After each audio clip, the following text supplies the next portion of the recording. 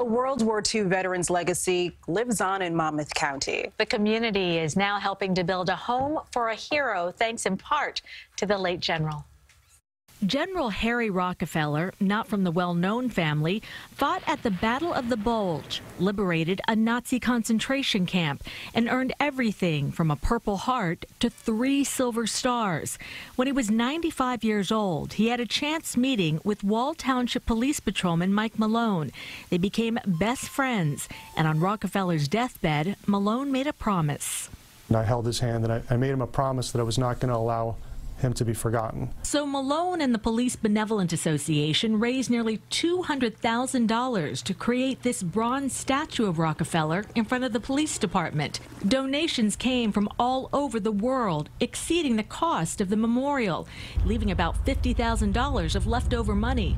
So that extra money is now being donated to 5 veterans charities, each getting $10,000. One of those checks was just given to the Stephen Siller Tunnel to Towers Foundation to help build a smart home for Marine Scott Noakes.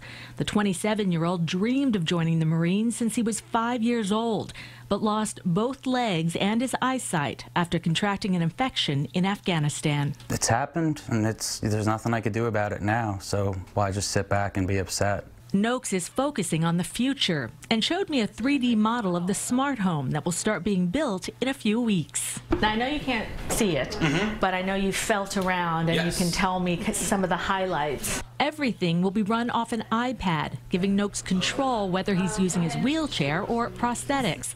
The kitchen is pretty amazing. The stove will be able to lower and raise while you're in the chair. It's all on an elevator. Noakes has learned all about General Rockefeller and is honored they're now connected. Such an incredible military record, and his leadership, and always looking for veterans organizations and helping out vets when he came home. Those who knew the Army hero says he'd be happy that his legacy of service continues to help veterans today. The smart home for Scott Noakes is scheduled to be finished sometime this summer.